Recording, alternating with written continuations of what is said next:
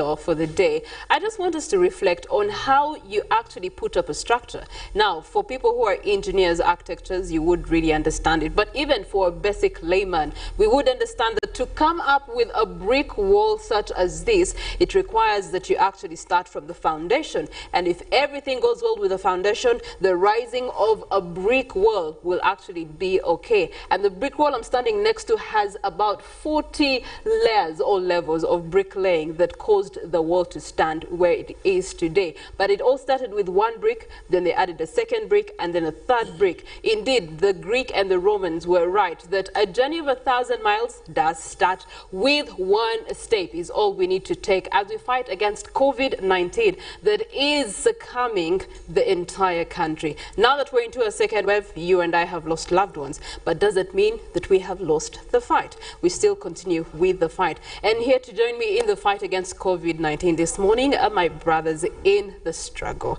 Good morning to you, Felix. Good morning. How are you, Priscilla? Very good. How are you? Well, of course, it's one of those mornings you really want to wake up and live regardless of anything. You want to still be happy, even regardless of whatever surrounds us in times of COVID. And this is something we also want to push today, that amidst every challenge besides us or with us, we must also add one recipe to our lives. That is to try and find happiness. We need to try and be happy, or try and do away from the sober mood, because one of the things that is probably most recent bringing down people is stress, trauma, and actually pain. Now we must also find other ways of dealing with that, because if you do survive COVID, also make sure you do survive trauma, stress, and everything that does put your spirits low. Now remember, everything for you that will become out of this fight is about your attitude. So how about today we also talk about attitude and how we deal with that towards the fight against COVID-19. Priscilla. Well, Robert Kirabo does join us with the right attitude here. Good morning, Uganda. Good morning to you, Robert. Good morning, Sister Priscilla. How are you? I'm very fine, of course, with a number of challenges, and this is for every Ugandan. But one thing I've learned that I want to tell you, our viewer, this morning is let's learn to live one day at a time. One day at a time, then at the end of the day, we'll see the 42 days done, and definitely we'll see more days to come. But I also want to remind you of this famous story when we were growing up, the Nalwoga story, that is the Maize River. It was told, hey, the farmer is harvesting maize, please run out of the maize. Said, no, I'll run out actually when it's drying. The drying time came, run out of the maize in Nalwoga. Nalwoga said, no, I'll still run out when they're about to cook. Eventually, Nalwoga was boiled along with the maize. Now police, in relation to that, have come up with a message, and this is a tweet from Uganda Police by the police spokesperson. All along we have been pleading with the public to follow SOPs, but now we have reached a stage where the endless reminders must stop in exchange for tougher, stricter enforcement. So as you wake up this morning, do not head to town when you're not an essential worker, or else it may not be the questioning, it may not be the cautioning, it may be tougher enforcement. Good morning once again. Well, yesterday I did share how I managed the first lockdown and how mental health was actually key. And some people were wondering how you gentlemen managed your first lockdown. So I'll start with you, Felix. How did you experience the first lockdown, and what were your learning lessons out of it? Well, I only was able to manage when what I did is I called every relative of mine to my house, my sisters and my cousins, so I could have a lot of people around me. We were in house about 7 people, so it was always something. We would talk, you would talk. Then of course I did some sort of like routine program for everyone, where everyone had a day to preach to us every evening. And of course we used to keep some, happiness bottles in the fridge for everyone in case anyone saw it. And of course a couple of movies, and a lot of exercises. We did a lot of running during that time, just of course to distract. And as I was talking to one of the doctors, she told me that it's important in times like this to find a lot of things that distract us. For some of you who love movies, watch lots of movies if that's what distracts you. Some of you who love music, listen to lots of music. Those who love to make phone calls, make those phone calls, but don't talk for hours. Exactly, put your mind off this whole COVID thing, as long as you're doing the right thing. As I've said, honestly, people are breaking down, not from COVID, but from the news all over. RIP after RIP. we know we appreciate whatever's going on, but you must also keep yourself in composure, because if we do not lose people from COVID, we may lose people from stress and all this. All right, well, Felix has talked about having a community around, even if it's a small community. I actually also had about 6 people in my first lockdown in the house, and that helped a lot, because with every passing day we came up with a schedule that was okay with everyone. The movie lovers had their zone, the gamers also had their zone, the people who love their sleep also had their zone, but it was always nice to know that in every corner of the house there was some sort of interaction that would cause you to snap out of it. The other thing that I actually tried out is I did social media cleansing, and that meant, because there was so much information going around, media, that would cause mental crackdowns and depressions onto people. So I said, you know what, rather than consuming all the things that I don't understand, why don't I stick to the presidential addresses and what the ministers say? Anything outside that bracket, I will not consume it. So that is how I managed. And I know some of you are struggling with that. There's so much information available on your fingertips, but how do you interpret it and then consume it is a challenge. How about not just consume it in the first place? Choose what you consume and choose reliable, consumable information. That would be my recommendation. Robert, how did you survive first lockdown? Yeah, the lockdown first, I learned a lot of indoor games, board games, because there wasn't much of movements. So a house made of 3 people, all we could do, play cards, try some chess, draft and all that. That would consume a lot of the time. Then also there was a bit of watching movies. I'm not a fan at movies. I'm usually so much into political talk shows and all that. But I had so much time for media, looking at what is happening internationally. So TV was a comforter, so much of that, and board games, and of course a bit of exercising within the compound. I remember when His Excellency came out and told us how to use limited space. That is something I really enjoyed, because we were so much into that, my family, trying out this, trying out that. It was very fun, and really I enjoyed it. But also I made a lot of phone calls, because I was getting a number of phone calls from people trying to ask more. You know, when you work on media, people know that you know much. So I was more of an expert communicating. Yes, it came from Wuhan. So we don't eat wild meat. No, hold on, this and that. So I enjoyed the first lockdown, because I turned into a consultant of sort for many people. Tell us now, tell us. And really, unlike the second lockdown, when there is so much information, the first lockdown, we were authorities and we were informing people so much of that, which I enjoyed really. Well, speaking of information, the second round of COVID-19 actually leaves us with more information. That is the truth.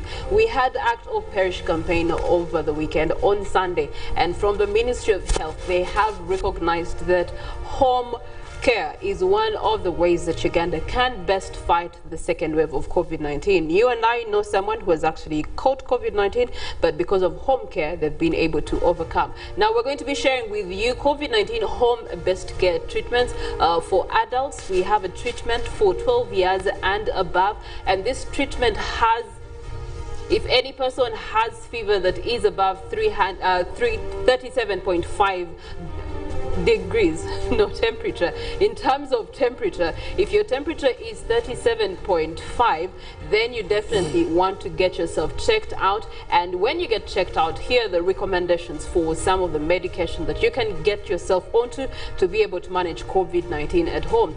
Give yourself a paracetamol, and there's a recommendation of paracetamol there 3 times a day, and that is in an 8-hourly interval for 3 days. You also must get zinc, that is 20 milligrams tablets once, and you take it for 14 days. For zinc, you take it once every day for 14 days. There's also vitamin D, and believe you me, the sun has proved to be very important in the fight against COVID-19. So there is a 1,200 IU once daily, and you take it for an entire month. If one has a mild cough and is not having any breathing complications like shortness of breath, you take the oral azithromycin 500 milligrams, and that is once daily for 5 days.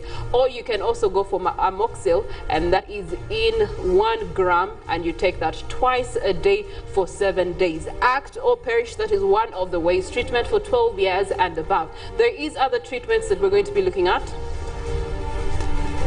And of course, for those treatment for children below the age of 12, now we'll be looking at children between the age of 6 and 11. And if a child has a fever that is above at least 37 Give paracetamol 10 to 15, that is milligrams or kgs, 3 times a day for 3 days, and tab zinc for 20 milligrams once daily for 14 days, and vitamin D 800 IU once daily for 1 month. Now, if a child also has a mild cough with no breathing complications and flu, he or she can take saline nasal drops, that is at least give 2 drops 8 hourly for 7 days, and oral amoxicillin for 750 milligrams times 7 days.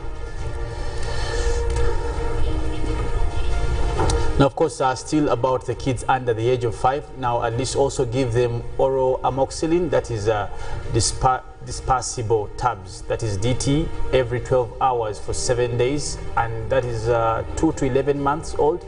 250 milligrams every 12 hours for 7 days, and 1 to 3 years old, give them at least 375 milligrams every 12 hours for 7 days. And for those kids of 4 to 5 years, I'll give them 500 milligrams every 12 hours for 7 days.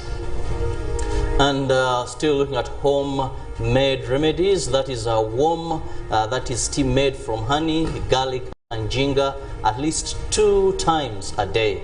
Fresh, that is fruit juice, lemon, orange, tangerine, passion fruit juice. These are some of the things you must take. Then monitoring, that is COVID-19 cases. Always also monitor, that is more an increased temperature, also mind of your mental state, increased heart and respiratory rate of 2 times and normal rate per minute. Also refer patients to the nearest health facility if symptoms persist or the sickness worsens. All right, so COVID-19 home-based care has been endorsed by World Health Organization, equally endorsed by the Ministry of Health, and that is recommended for you if you do test positive for COVID-19 because of what is happening in our healthcare system. We do have hospitals, they're struggling with oxygen, they're struggling with medication, they're struggling with ICU beds. Now, for you not to be a part of the statistics, the earlier you detect it, the better it will be in terms of treatment. But you can find this on our social media platforms. On Twitter at UBC TV Uganda, you will be able to find those home care remedies and be able to actually administer them accordingly to the age brackets. But you can follow us and join us on today's Good Morning Uganda, live streaming on YouTube, UBC Television Uganda, and equally on Facebook, which is UBC TV. But the last 24 hours have actually been having interesting things going out, right from the top helm of the office of the president right to police. And we begin with Kampala Capital City Authority leadership. Both the political and technical wing were yesterday they held a meeting to draft a way forward in seeing people in Kampala through COVID-19. That is, Kampala Capital City Authority issued out guidelines to be followed by all city traders in Kampala amidst the 42 days of lockdown. Among them is not congesting the city to violate the presidential guidelines. The resident district commissioner, that is Hood Hussein, called upon traders to stay home for the safety of their own lives and the loved one. As a section of also members of parliament have also issued an ultimatum of 1 week for government to intervene in the alleged overcharges by private hospitals when it comes to the treatment of COVID-19. MPs want an immediate intervention in what they have described as double charges as the country continues to fight the second wave of coronavirus pandemic in Uganda.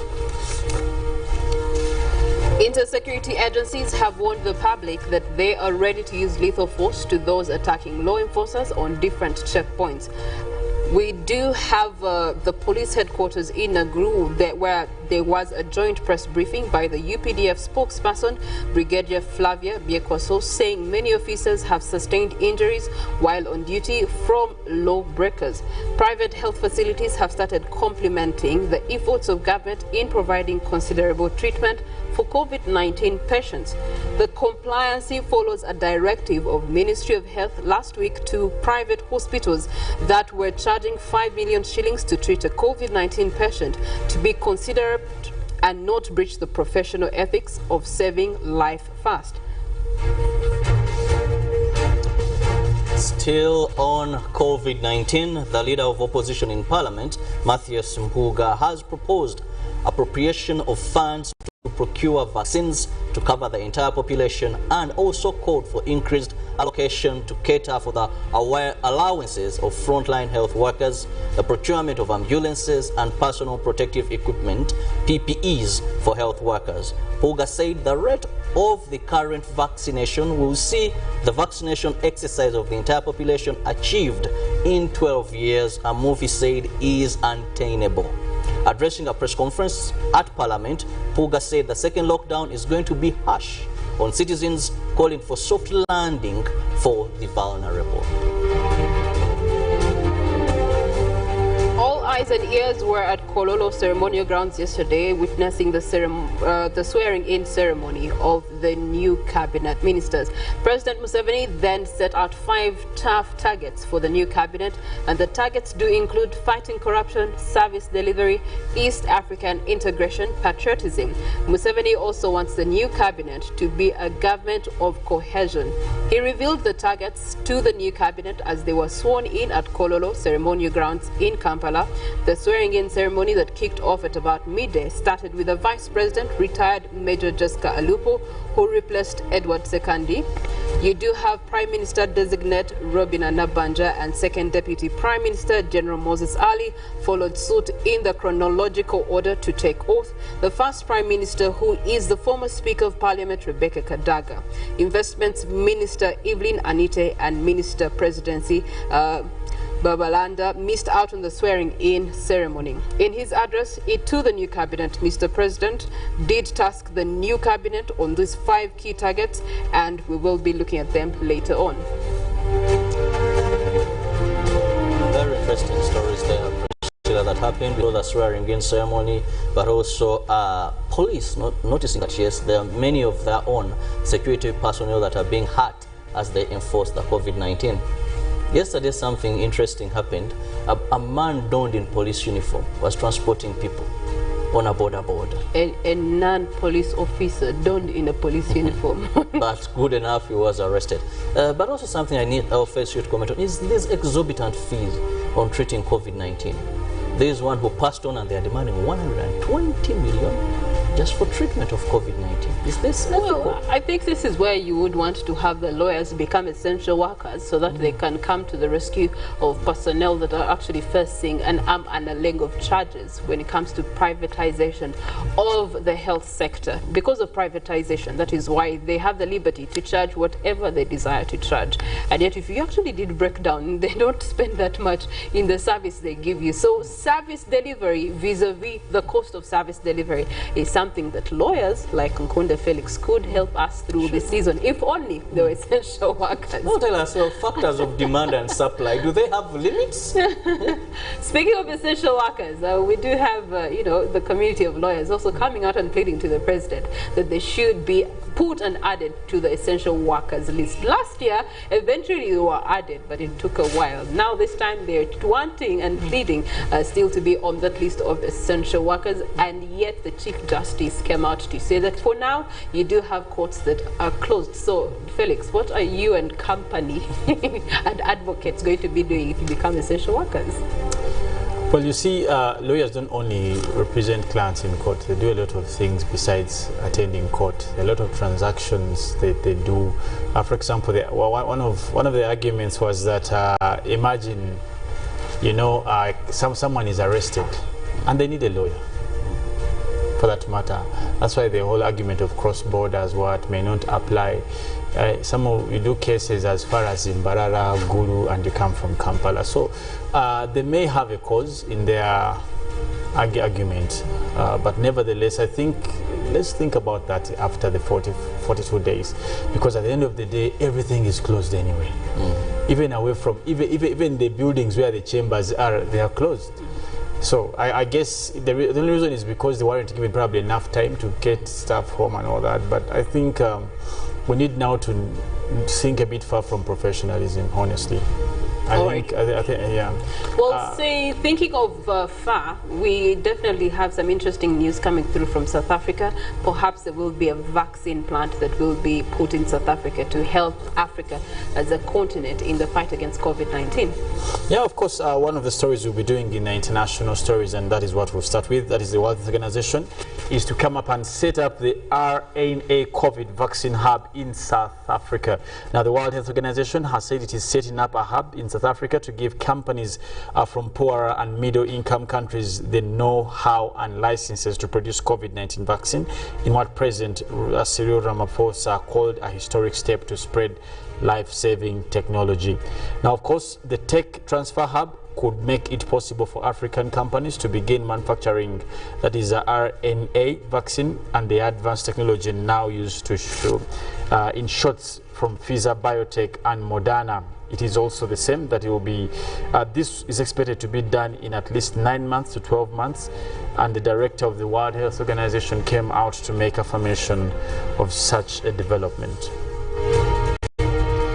Now, still looking at Africa, we'll be looking at Ethiopia and Tigray crisis, where we see the Prime Minister of Ethiopia, that is Abiy Ahmed, denies report of hunger. Ethiopia Prime Minister came out to make denial that there is no hunger in the country's war-torn Tigray region. Speaking at a polling station at the day of the country's general election, he admitted there was a problem but said the government could fix it, and the fightings, which the UN says have left 5 million people in need of food and aid, is now not true.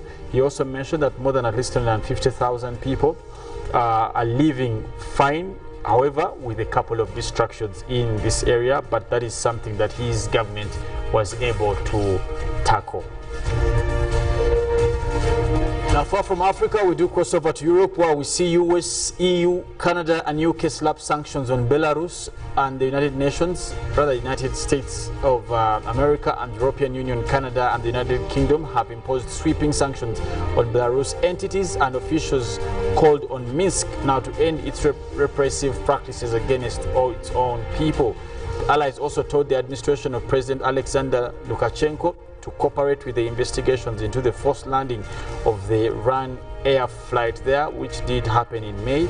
And he also came out to say, we are united in our deep concerns regarding the Lukashenko regime continuing attacks on human rights and fundamental freedoms and international law.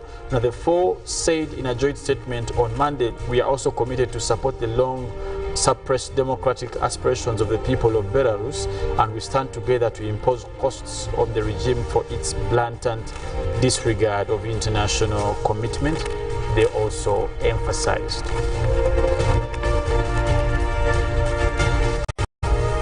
Well, that and more is what is in international stories, and again, you can follow some of these stories on our social media platforms and handles. You can also catch us live on YouTube, and you can be able to rewind, forward, pause, and of course, I was almost saying one of those lines in some song, but nevertheless, we'll be going for our song of the day, where we'll be having one inspiration song that will inspire you to live in these times of COVID. Now, when we come back, Robert, Priscilla, will be taking you through our new bill. Good morning.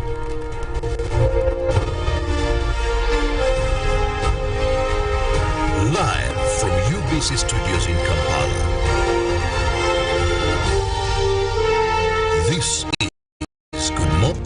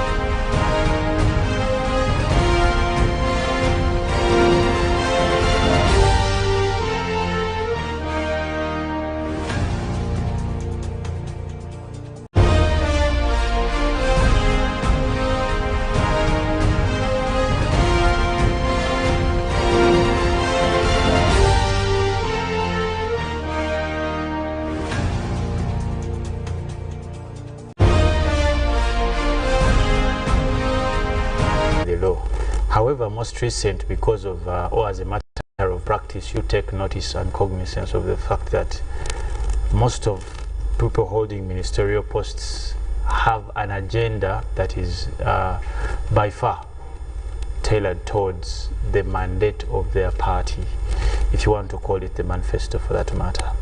And no wonder, if you were keen to listen and also to pick some of the things or the 5 pointers that the President gave are entirely the anchorages of his manifesto in terms of service delivery as a promise for his 5-year term.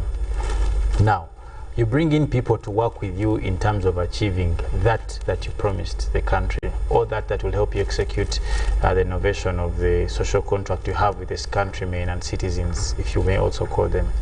For example, the President makes appointments in the wisdom and the guise of representation, feedback, monitoring, evaluation, and just to mention but a few. And we can just take a few ministries as a study case. For example, let's look at the Ministry of Health. For appointments of that caliber, you would want to work with someone who has the same feeling about health, in terms of health. That's why, if you've noted with keenness, that most of the times attributions are made to what they believe in.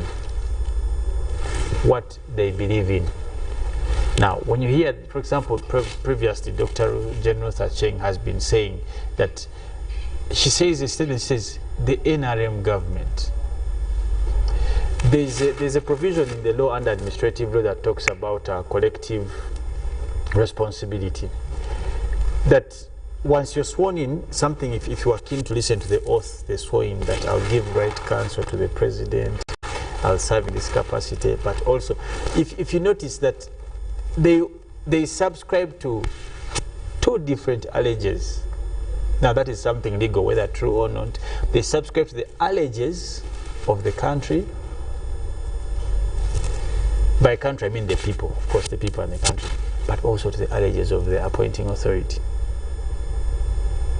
Now, it means that a minister by appointment, and I've had some people in the opposition make some nonsensical attributions that they're just going to be like executing what the principal wants. What do you want them to execute?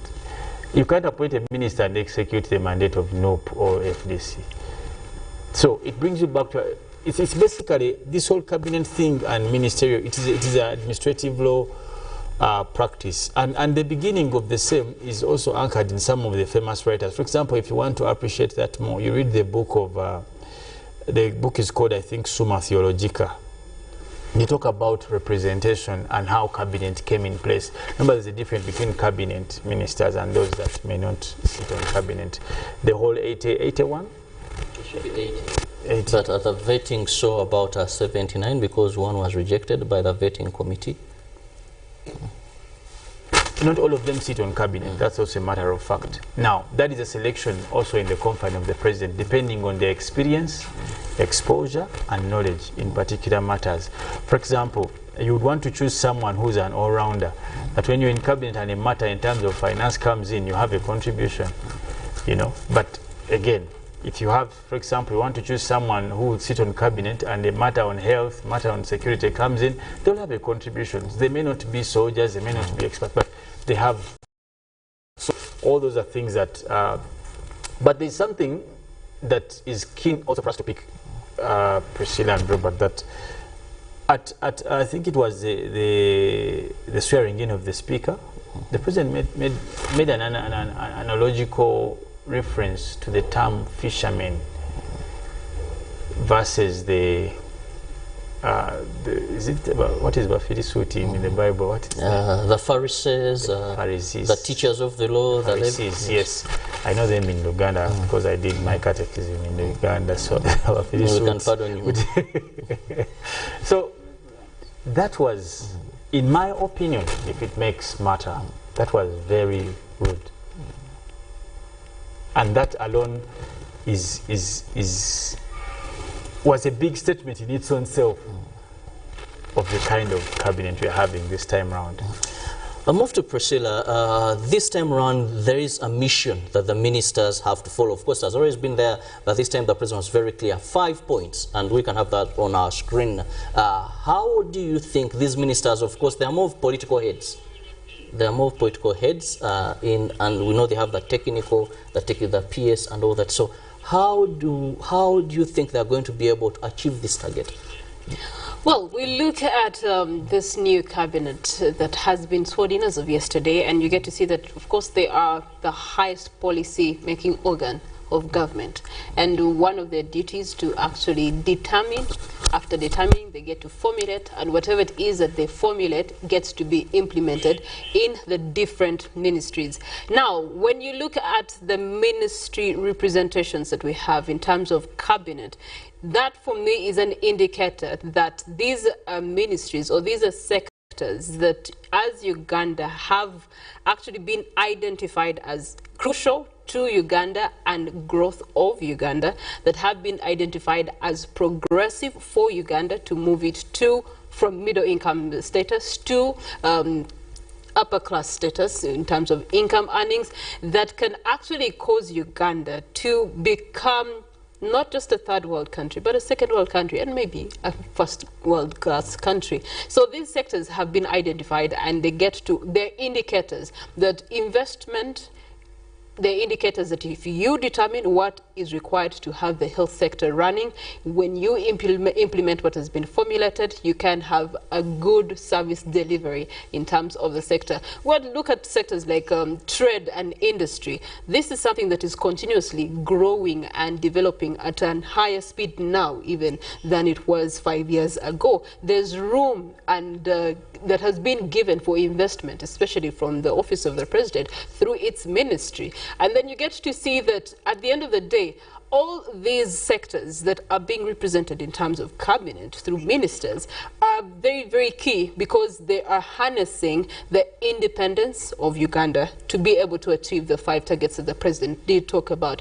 And those would be in terms of, if you invest heavily in the formulation of structures that can grow agriculture, then you would cause Ugandans to be independent in terms of household income. They would be independent because they can now earn their own money to be able to live the lifestyles they desire.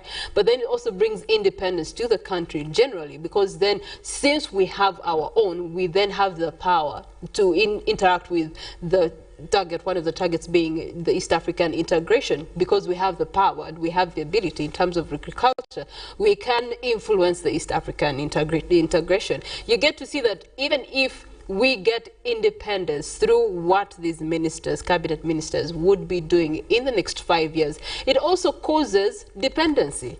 Because if you have good service delivery in terms of these different sectors that are being focused on the government level, you get to see that people can now depend on government for service delivery, but good quality desired service delivery, which would then enhance or bring about what we call public trust. People would have trust in the government, people would have trust in their leaders, because their leaders, what it is that they have decided to do, implement or structure is trickled down in terms of service delivery, and people are enjoying that service. Yes, Felix, looking at one of the 5 targets that has always been a challenge, not only to Uganda, but this is corruption. His Excellency, even when you listen to his speech, he said, I know, he tried to give more information. I know how people take bribes, I know who is corrupt, but this time around, let's fight corruption. We had Chisanja, Hakuna Mchezo. We've had various bodies fighting corruption. Corruption, corruption. You see, if you want to talk about corruption, it should be the last event to come on the list of what actually, if you just to look at those, you're looking at cohesion, no corruption, East African integration, patriotism and service delivery. Amidst all those, there's only, actually they're achievable if you deal with one. This whole conversation about corruption is simply a mere puff. I don't know if you did a bit of the legal contractual relations. That have you heard of, for example, this advertisement, like they used to say, let's say X detergent washes whiter than snow. those are mere puffs. Now, you can't sue a company if you wash your shirt and it is not whiter than snow. You get it. You've heard, remember when they say, sportsman, yes, Sebo. You know, drink this, fly like this. If you drink that drink and you don't fly, you can't sue the company. So for me, I feel that this whole conversation of corruption is a mere puff. And I want to be honest with you, it's a discussion I wouldn't even want to waste commentary on.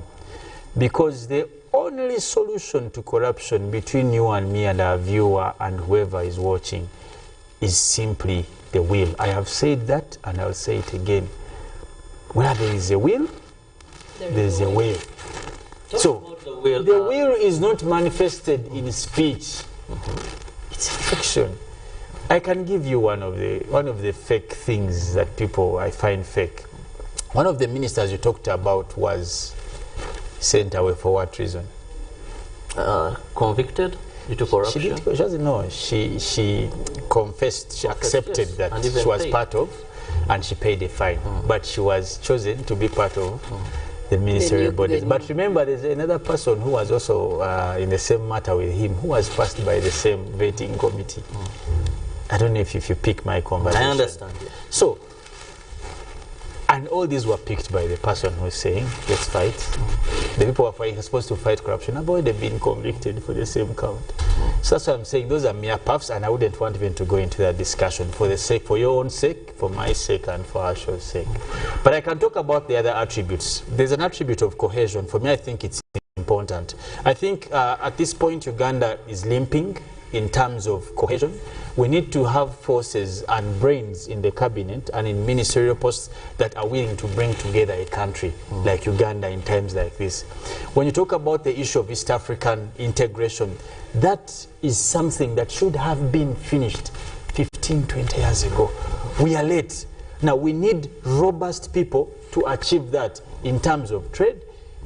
Can you imagine up till today we're still having arguments about borders? The East African passport. Yes, such things, driving license, border access, markets. Now, we need a team that has the... And also still a debatable conversation. In terms of financing, in terms of implementation. But I want to tell you as a matter of fact that the president has a good dream in terms of East Africa, and he's super. That one I can celebrate him. But do these people understand that? Do they fit in the vision? And the big things that he has rubbed shoulders with the likes of the late Nyerere, the Moi Chibakis of this world, the Kenyattas of this world. He's one of the... He knows the beauty that comes with it. But do these people understand? And you see, the whole East African integration really feeds into where he comes from, right from the first day into his new term, when he's talking about Africa and how we've got to stand up for ourselves and create the Africa that we want to see. And now it actually, for me, it puts a lot of pressure on the cabinet that has been sworn in and the ministers that have been sworn in. How do they actually ensure that everything that they're going to be doing for the next few days, months, years is actually going to be able to trickle into East Africa or bring East Africa closer? But even having said that, that duty is supposed to be only for cabinet.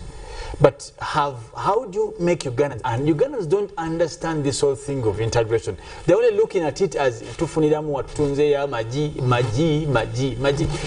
There is more to that. But you see, it trickles the business up. element. Yes, I think we need people who can break it down for people to understand that opportunities must, because if integration is there, and you don't maximize these Felix, opportunities. If the cabinet does not understand it the way you want them to understand, how do you expect the grassman person Well, to for me, I always say that yes, East Africa we've already integrated in terms of a number of elements. When you look at the intermarriages, the cross-border trade, but we need to fight boundaries. That is my opinion. We need to fight the boundaries and better promote, but also expedite the process of coming together. Intercross marriages, Kirabo. It is because radio should also be encouraged by yes, they should be encouraged because so we end up one day we end up with one country because this whole things of yes, and you know what it just does. Go marry Kenyans, this kind of, for example, how would you close a border when you know what the children and you are children are mingling, you know?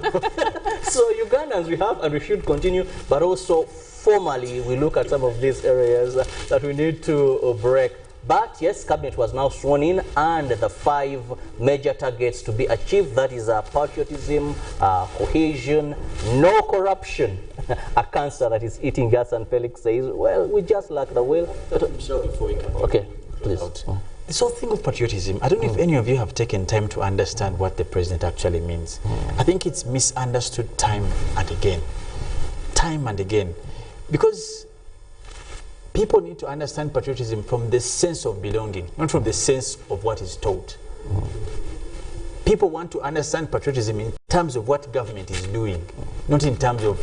Felix, what is the definition of patriotism in your own understanding? It is, even I can even give you the philosophy. A brief one.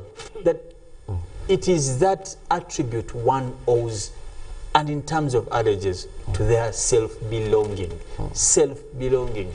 That it is not a determinant of whether the president has done this, whether a road is there or not there, you still stay Ugandan.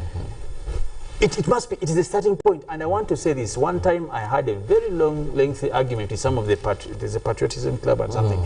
And I was telling them, it is more easy for you as Kirabo to prove that you're Ugandan than to prove that you're Muganda. That's the meaning of patriotism.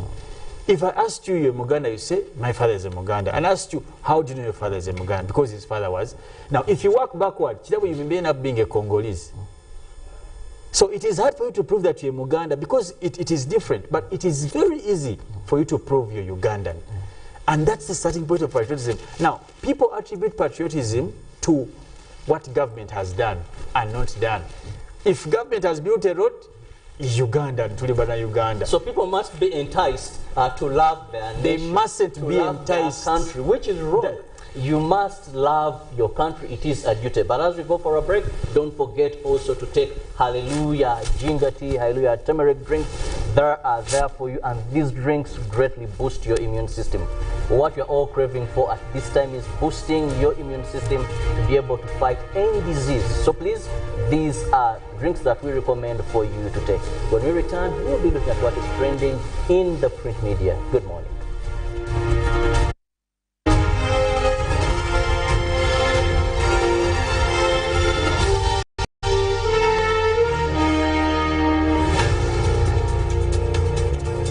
The Teacher Management Information System, TMIS, is one of innovations the Ministry of Education and Sports has rolled out.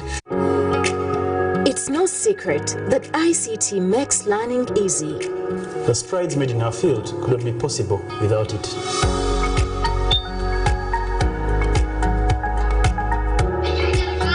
And now we can watch our favorite show. My radio is my best friend. UCC provides an enabling regulatory environment and policy guidance for healthy competition. We also facilitate ease of doing business in the communications sector through licensing, standardization, spectrum management, tariff regulation, rural communication development, and consumer empowerment. An informed consumer is an empowered consumer. UCC supports local content and innovations. Driving the development of a robust communication sector in Uganda is Uganda Communications Commission. When you talk about our motherland Uganda, the Pearl of Africa, you cannot fail to smile because of the smile that fills the faces of the citizens. Our nice good weather and nature that sustains us all, that enables us all to continue each in their own way because we are all different even according to each individual's work. But what joins us to become one person is the sweetness from the flavored drink Hallelujah Ginger tea drink and Hallelujah tamarind drink. The flavor that quenches your thirst while at the same time treating and healing your body because it is 100% natural. Enjoy the drink that has got the tamarind juice in it. Made by Hallelujah Reflexology, Healthy Solutions and Nutritional Research Center Limited. Get yourself a bottle of Hallelujah from all shops around.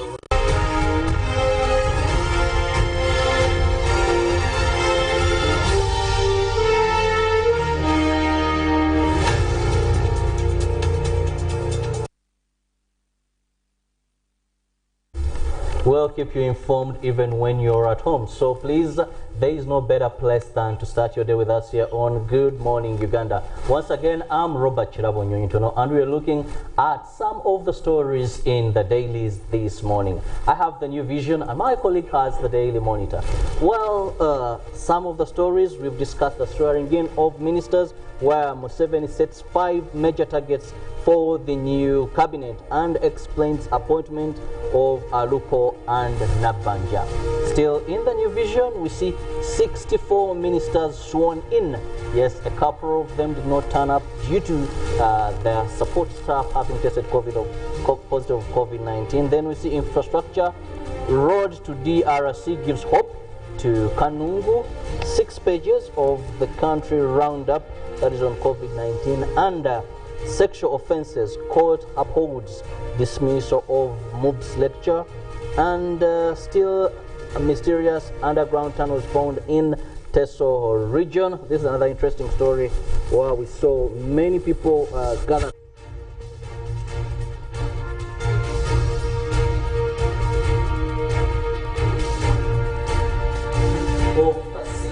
Some that even Parliament has raised, and look at the education columns. Senior 1 biology and senior 6 chemistry plus mathematics are out for you this morning.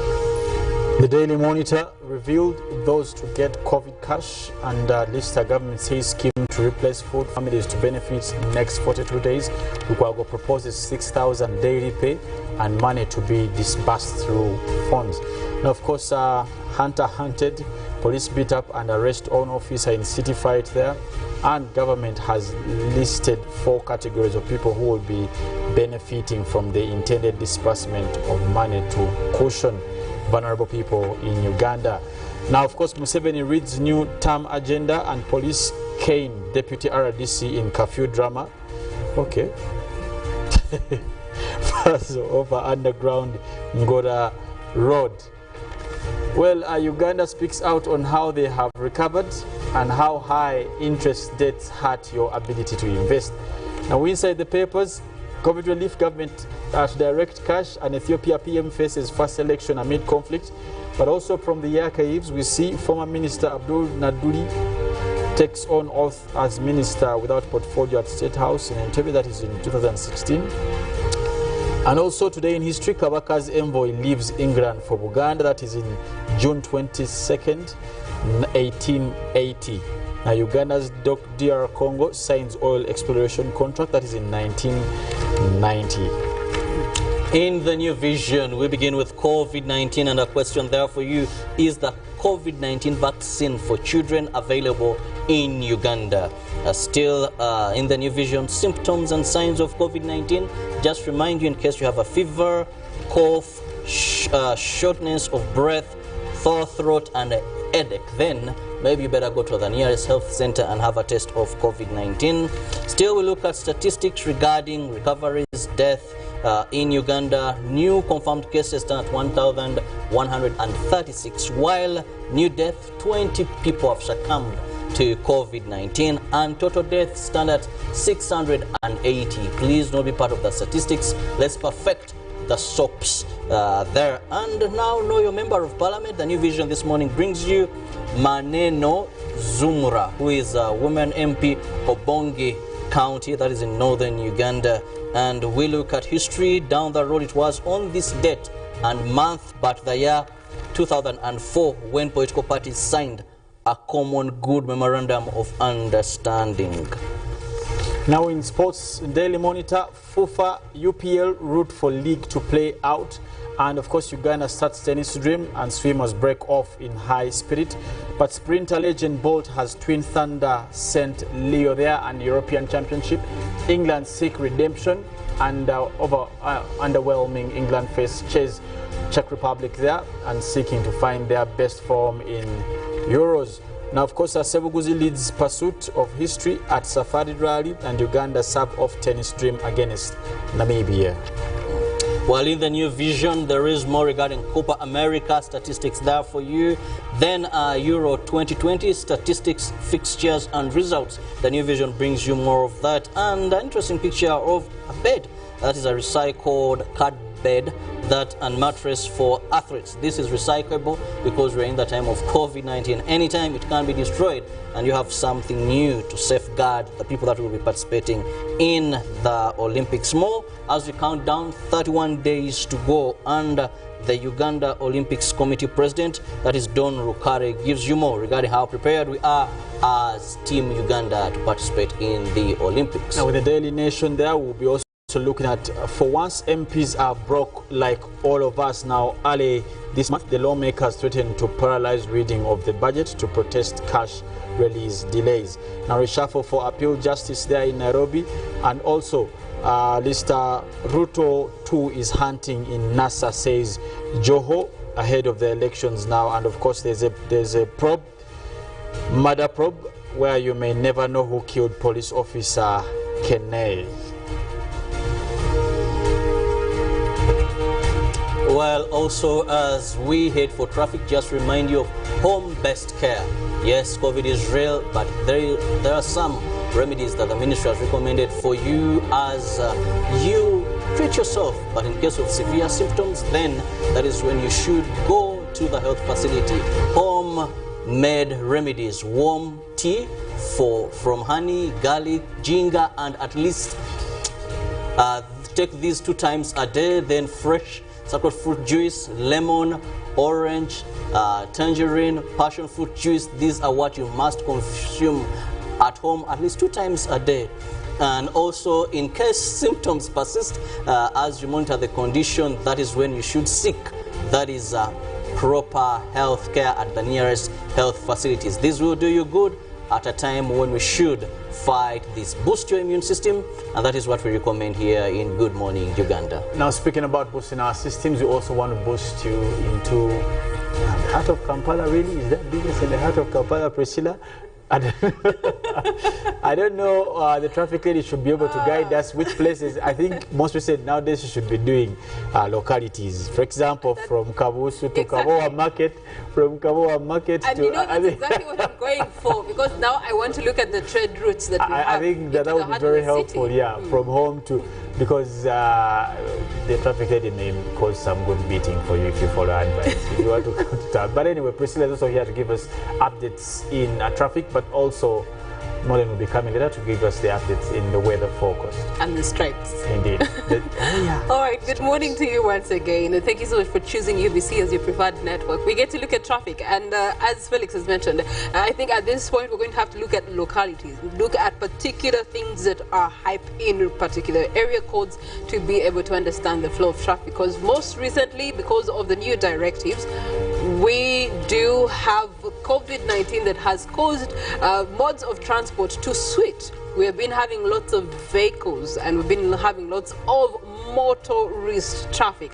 But now, because of the new directives, motorists, most of them, especially public means, have been put on hold for now for 42 days until the last day of July 2021, meaning that now modes of transport have changed. And now the most common mode of transport is one, Futsbishi. They call it Futsbishi because it's your feet really carrying you to your next destination.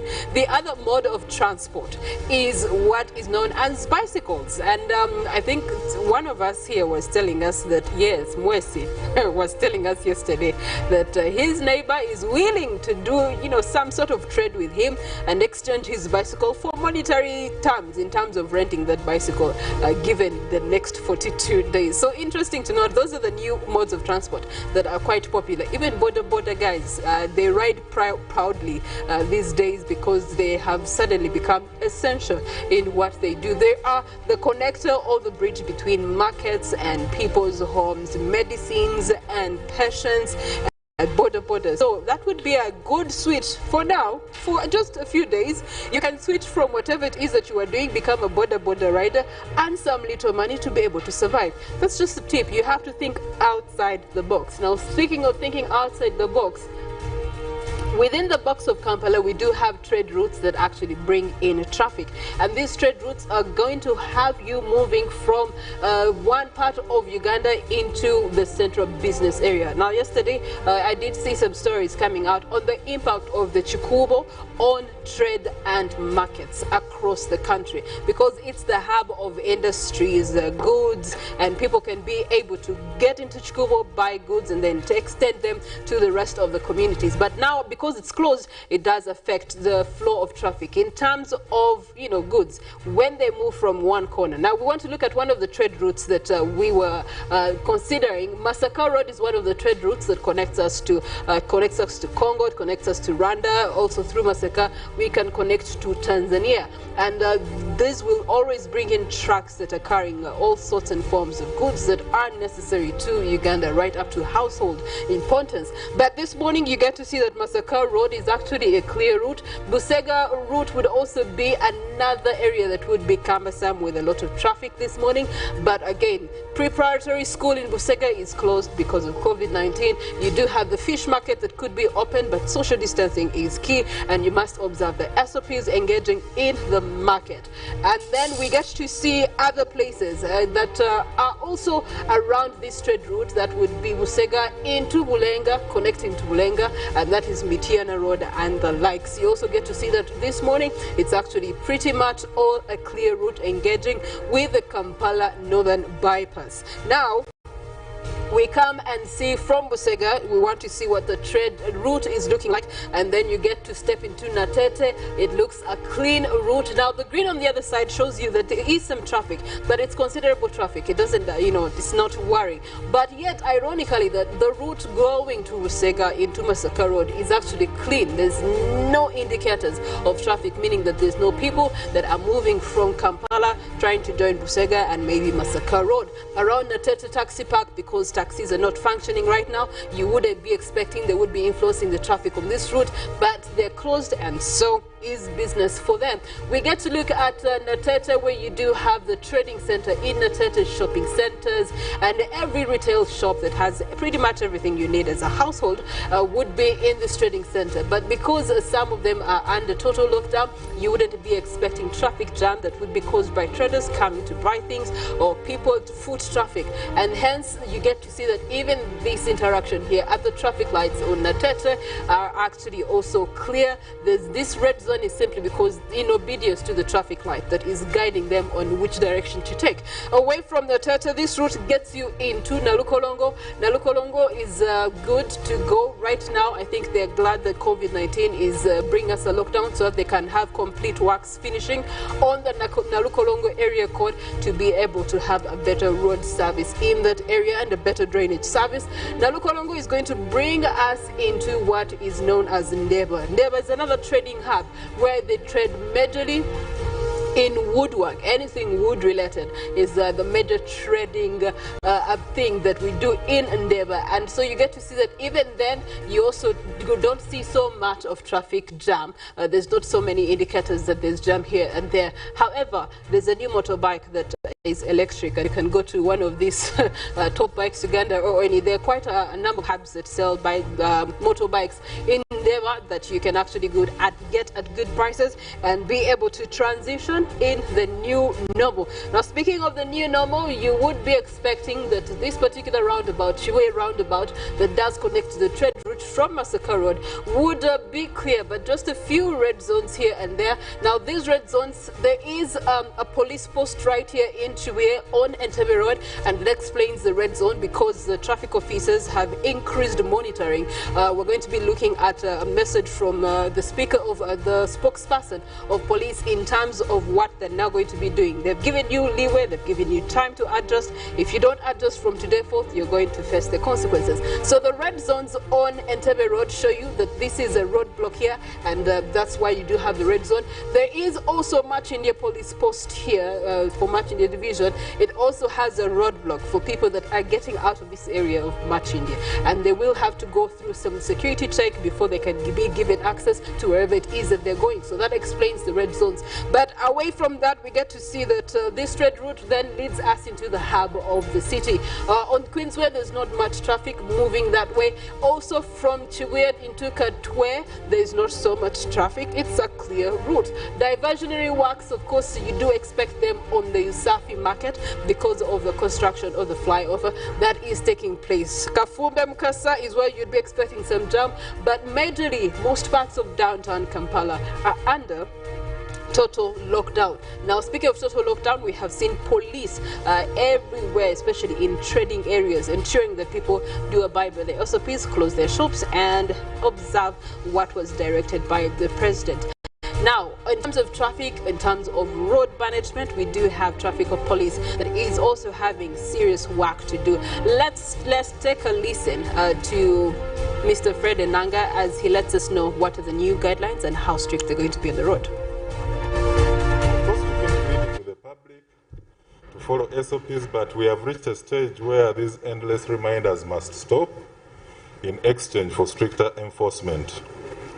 Therefore, for emphasis, all our frontline officers have been given guidelines to follow at checkpoints and how to verify the barcodes on all stickers that have been issued by the Ministry of Works and Transport. Police have also noticed some political elements trying to mobilize business community to protest against anti-corona laws in different towns across the country.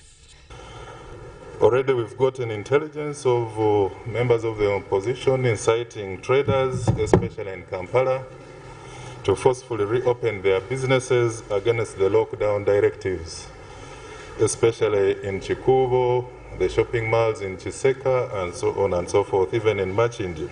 These meetings are conducted in markets under the guise of sensitizing the public against the SOPs.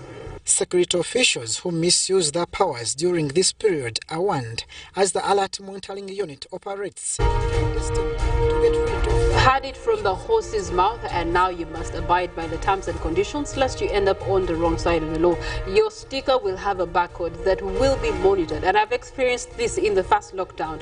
They did stop me and the car had a sticker, so they actually had to use their phone where they can access the system to be able to verify the authenticity of your sticker. So if you go around getting a sticker from anywhere and yet you're not an essential worker, you will end up on the wrong side of the law, and this time round they will take serious action. Now, speaking of serious action, Show Your Stripes is an action that we are committed to this entire week as we get to look at weather and climate. Speaking of weather and climate, Molen Kenyana gets to join me this morning. Good morning to you, Molen.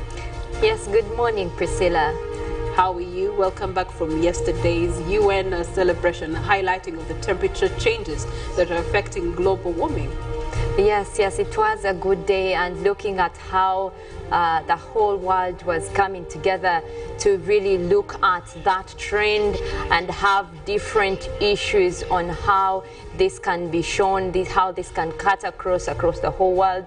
That was really a great moment, and for all the climate scientists, the broadcast people, looking at this in terms of a global connection. That was a good one. Well, speaking of global connection, the one positive that comes out of COVID-19 is that now we are all globally connected. And in terms of the global temperature changes from 1850 to 2020, you get to see that we moved from the blue zone into the red zone. From 1860, we get to see blue all the way stretching to the 1950s. But when we go past the 1980s into 2010, we get to see a build-up of the red zones. Molen is going to be giving us more details. But globally, we're now connected in terms of the fight against global warming. And we do have some actors that have joined in this fight. Ed Hawkins says the planet is warming due to human activities, primarily burning fossil fuels and deforestation. A conversation that Molen has actually highlighted here in the past weeks. Climate change is happening here and now and is already affecting everyone. The consequences will get worse for it, but for further warming. Hashtag show your stripes. And that is the conversation there. And people are taking this campaign to another level. Show your stripes. Molen had a scarf yesterday. I had a mask. Someone has taken it to another level. This is my 23rd year in climate policy. And climate policy is very key to what we do here and how Uganda actually treats it in terms of climate and nature. We also have Greta Thunberg, who says this is the temperature change globally from 1850 in Sweden, from 1860, and in the Arctic Ocean from 1893. It seems we're almost running out of colors. Find the stripes of your region, and then you can be able to be part of the conversation. Now, stripes per region. When she talks about the fact that we are almost running out of colors, Molen, what does she mean? Yes, looking at how the red is supposed to be the danger zone, and we are already there. So where else are we going? That means we are actually at the edge of the red color. We're talking about very extreme rising in temperatures, and looking at its consequences, we are really running out, not just out of color, but out of time as well. And this was a very important campaign, seeing that one of the founders, that is Ed Hawkins, really joining that and also highlighting all what everyone was doing on that day. That was a very, very important thing for him to have done. And also seeing that, you know, a lot of actors, the UN came in, also the Framework Convention on Climate Change. We had the World Meteorological Organization, the Intergovernmental Panel on Climate Change, all these people coming in together as key players in terms of climate action. Now, speaking of key players, World Meteorological Organization says Show Your Stripes Day on 21st June, which was yesterday. The point is that they're raising awareness for the fact that climate change is is here and is now, and we decide what happens to us in the next 10 years, in the next 50 years. What will our stripes in terms of temperature look like for the country of Uganda? Now, Molen is going to give you more of these conversations, but later on we will be having Good Morning Uganda agenda, and we will continue these conversations with a pundit that will be giving us their end of wisdom, knowledge and understanding for the topical conversation. However, the Euros pressure is on. Last night's games were boring according to some people, but Ruben Pima Chibirango will be giving you sports updates as we crown up Good Morning Uganda today. Yes, thank you very much, Priscilla, for that up. We want to look at this really in a critical way. There is a small window that we have to really act on climate change. When we are celebrating such days, coming together as the whole world and looking at what we can do in terms of reducing these temperatures, there is a lot that we can do, and also being party to these organizations is something very important, because that shows that we're coming in together as the world. And recently we saw the US, the biggest players actually when it comes to these agreements we do on climate change. We do have the US, we do have China. Now, during the Trump government, the US had pulled out, but now they came through, and Joe Biden is really doing a great work in terms of making sure that we have most of the funding, most of these plans actually come into action. And we'll be looking at mostly, yesterday wasn't just a day about a campaign on warming stripes, but also it marks our winter stroke summer solstice. Now, what you're seeing behind me, that is a picture of the day that is coming in from Copernicus. That is one of the guys that actually give us a satellite feed. Now, this is depicting the highest warming place that we have right now. That is the upper Arctic. That is up to the extreme end of the northern hemisphere. You can see from the land surface temperatures, this is up to 10, but take a look at 45 there, 45 degrees Celsius. That is one we've never had here in Uganda, I can tell you that for sure. But look at how the Arctic is also warming. So that came in today from Copernicus, trying to highlight for us the warming trends that we have across the world.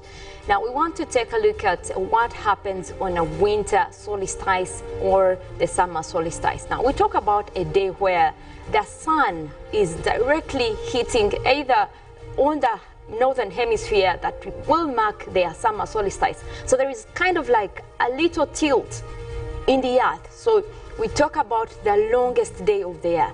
Now, on June 21st, and sometimes it goes for June 20th and June 22nd, but this year it was the June 21st. So we look at a day where the sun is going to be directly kind of tilting the Earth's rotation, so it is hitting directly to the northern hemisphere, and that marks their longest day of the year. Now also, it does mark the shortest day of the year, that is across the southern hemisphere. So you look at countries that actually do have winter. South Africa is one of them that they usually really look forward to this day, and Australia takes it to another level. They do make a huge celebration on welcoming winter on the day of solstice. Now that we do have a lot of seasons across the year, but today we're focusing mostly on June 21st, that marks the solstice, winter or summer. And you will find that while another part of the world is going to enjoy winter, there is another starting summer. And what is interesting about it and like about this is that one of the parts in the world is experiencing longest day but shortest day for some areas. Now, South Africa, really, I did talk to one of my colleagues there from South Africa Broadcasting, and he was saying they were looking forward to seeing that shortest day, and they still have details on how that went down. We want to take a look at our weather conditions for today over Uganda. From what we're getting from our satellites, we do have mostly intervals of sunny and cloudy conditions across the country. We do have that rain system that is starting to develop across Lake Victoria, and that will be bringing us rains, especially to the western parts of Lake Victoria. That is where we have Masaka. This ends. It's already cloudy over there, but that system will be developing as the day goes on. We do have this one from Lake Victoria, mostly moving southwards, but we will have more developing, but that will also be bringing us just a few clouds, a little bit of rains, only to a few areas across the central part of Lake Victoria. We do have also western Uganda starting to build up with clouds, but mostly you can see clear skies across northern Uganda. That is where we have Gulu, that is where we have Padel, and also the Karamoja region as well. So it is basically intervals of sunny and cloudy conditions, quite some pleasant weather over there. We'll be taking a look at our forecast for today, but I can tell you most areas today will be dealing with intervals of sunny and cloudy conditions. We'll have rains developing mostly to the western part of the country, but that is later in the afternoon. Our forecast for morning is mostly indicating intervals of sunny and cloudy conditions across much of the country, although some areas will be having some rains. Now, for southwestern Uganda, we are forecasting intervals of sunny and cloudy conditions. That will be at a beautiful 25. Not so warm, not so cold. So to me, that would be a very beautiful morning. Well, looking at what we have across central part of Lake Victoria, this is where we have a mixture of clouds and sunshine. Right now, mostly sunshine, but we do expect just a few rains to come in as the day goes by. Temperatures will be at 24. Now, looking at central part of the country, that is the eastern part of central, that is where we have Ruwero, Wobulenzi. We will have intervals of sunny and cloudy conditions. That rain will also be coming your way as the day goes by. We expect temperatures to be at a warm 27 degrees. Now, looking at Soroti, that is the eastern part of the country, mostly sunny for now, but we will have those intervals of cloudy conditions, and temperatures will be at 26 degrees. We take a look at more areas, that is across Mbale, Bududa, Sironko, that is the Mount Elgon Highlands. That is where we are expecting more clouds to develop as the morning goes through. We will be seeing some isolated rains over there, and temperatures will be at 25, but mostly it will be intervals of sunny and cloudy conditions. Now, the western part of Lake Victoria, that is where we're already seeing clouds developing there, and those will be bringing in rains across some parts of that area. We have Masaka, we have Sembabule, Rakai, and temperatures will be at a cool 24 degrees. Now, the central part of northern Uganda, that is where we have Gulu, Kitgum, we have Padel as well. We're expecting to have mostly intervals of sunny and cloudy conditions, but we do have that rain coming through that is expected for this morning. Temperatures will be at a warm 27 degrees. Well, that is it from the weather section for now. Do follow more conversations on our social media handles at UBC TV Uganda, and also for more weather conversations, you can follow my social media on Twitter, Molid Weather. We are also streaming live on YouTube. You can also follow the conversation. That is a good morning from me, and stick around for more programming.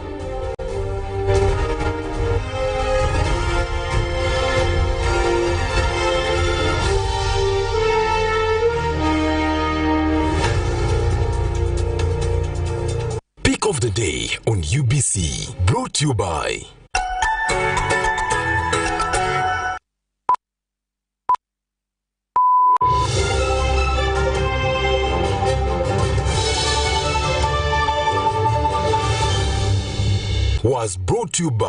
We've cut and reduced our MTN Momo withdrawal rates. Now you can withdraw mobile money at the lowest rates. You also get MTN Central Points when you deposit, send and withdraw MTN mobile money. Visit our Momo agents countrywide and withdraw mobile money at our reduced rates from 1st May 2021. Everywhere you go, MTN.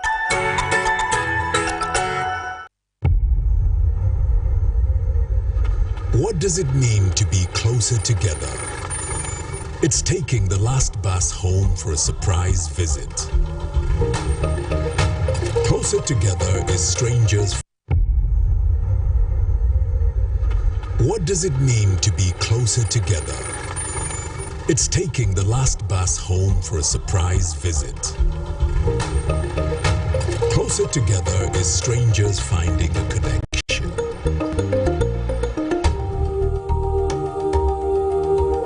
It's bringing home something much more than a box. It's the warmth of home, or the beginning of something new. There's magic in sharing the things that we love, because it's those things that bring us close together.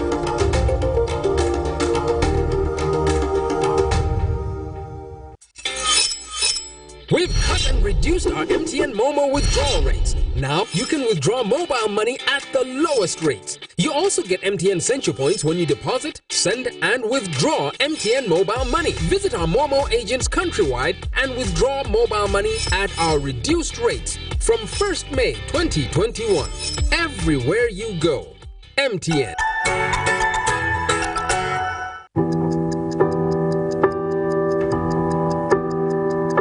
In chess, the small one can become the big one. It's the same here. And here too. Watch every move.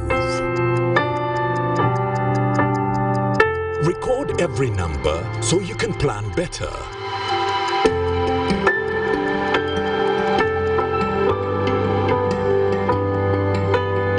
No matter the size of your dream, tomorrow's success belongs to those who keep today's records clean.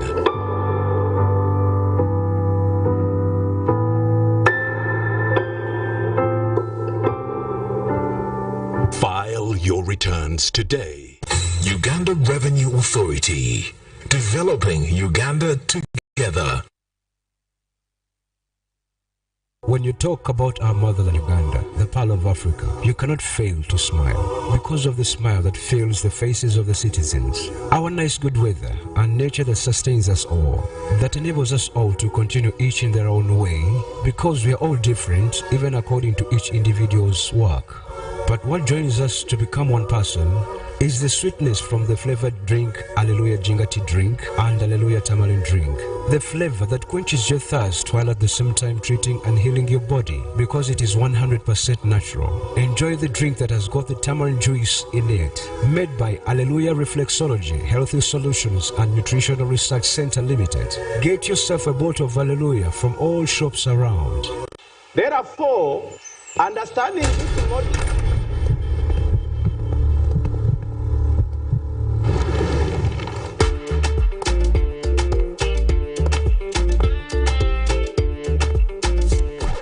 Excuse me, lady. Who do you think you are? A queen? Haven't you you heard? Get Airtel Chillax bundles and browse like a queen. Get Airtel Chillax bundles that do not expire and browse like a queen or king. Dial *175# or use My Airtel app. Airtel, the smartphone network.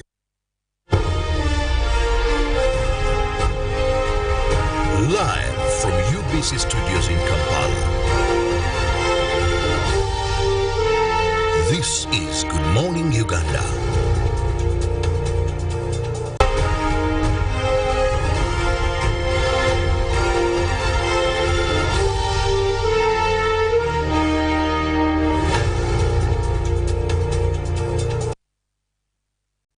Once again, good morning and welcome to Good Morning Uganda Agenda, a time where we discuss issues of national concern, issues that really affect the well-being of you who is watching us this morning, and I want to appreciate you for doing so. I'm Robert Kirabo Nyonyintono, and this is Good Morning Uganda Agenda.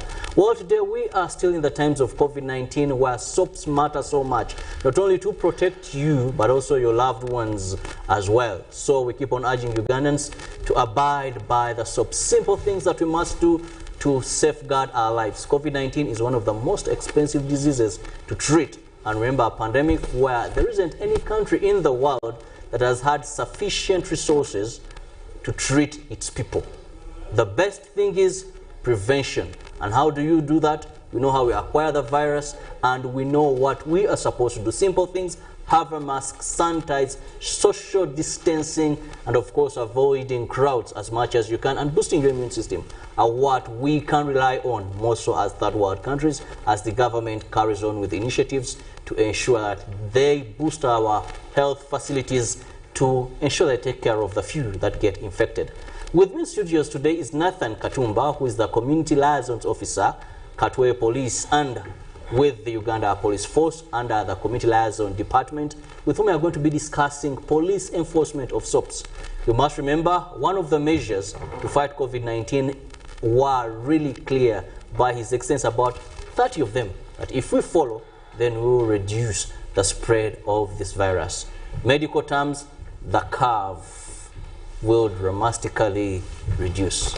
We are fighting to ensure we flatten the curve, and one of the measures are the SOPs. Most welcome to the show, Katumba. Thank you, Mr. Kirabo. Good morning, viewers. ASP Nathan Katumba is my name. I'm the Community Liaisons Officer of Katwe Police Division. Nice to be here. Well, I must ask you, are you now more busy than before, or you're less? Previously, before the lockdown, you were a man I would always see in communities moving around. Apparently, we are so busy. We're engaged. As the Department of Community Affairs, we are in more for sensitization. And this period is a period that ascertains more in terms of sensitization of the public, so that they really get to know what they can do to fight the pandemic. So we are in more for sensitization, and that is what we are doing on ground. So we are so busy. Well, before you go any further, I want to read a tweet from Uganda Police, and this is what it says. All along, we have been pleading with the public to follow SOPs, but now we have reached a stage where the endless reminders must stop in exchange for stricter enforcement. This is by Fred Enanga, who is the police spokesperson. What are we getting into right now? What are these strict measures that you're going to be implementing right now? I think as per the first wave of COVID, individuals were not so much permissive on SOPs, and by God's grace, we really moved out of it, and we had really few cases. That was the first wave, and because we did an assessment, and we realized that people were not really following the standard operating procedures. But well and good, I think God was on our side by then, and the president really gave a very good hand in issues of implementing. And the first lockdown, which really saved us a lot, and we managed to pass through it. But when the second wave came, We really tried to talk to the public. We sensitized the public. We told them what they are supposed to do, what they are not supposed to do. We told them to make sure that each and every time they have those washing points on their shops, on their malls, so that we can really fight the pandemic. Because the truth is, this pandemic is going to be fought against by doing what the Minister of Health is emphasizing. Because we all know that we don't have a permanent cure for this disease. But when you try to do the SOPs, at the end of the day, we shall fight the pandemic. But our brothers and sisters out there have not done enough to make sure that that we fight the pandemic. The president has never opened bars. But trust me, people lock bars in front, then they go behind and they drink. And they drink when there are many. Yes? And this is the most easiest way how a virus can be spread. But individuals have refused to understand. You arrest individuals. After arresting them, you take them to court. But the individuals don't understand. When you arrest people, trust me, our cells are small. Yes? You arrest people, you bring them in cells. Sometimes we're even forced to even reduce them. To some extent, sometimes we are forced to reduce them because we realize that we may again cause, in case someone is sick, we may cause serious infection in cells. So, but people have refused to understand. You arrest someone today, he's taken to court. Maybe court gives him bail, he moves out. After like 3 weeks, again you arrest the same face. I think that is where now Afande came in and said, no, we've really tried.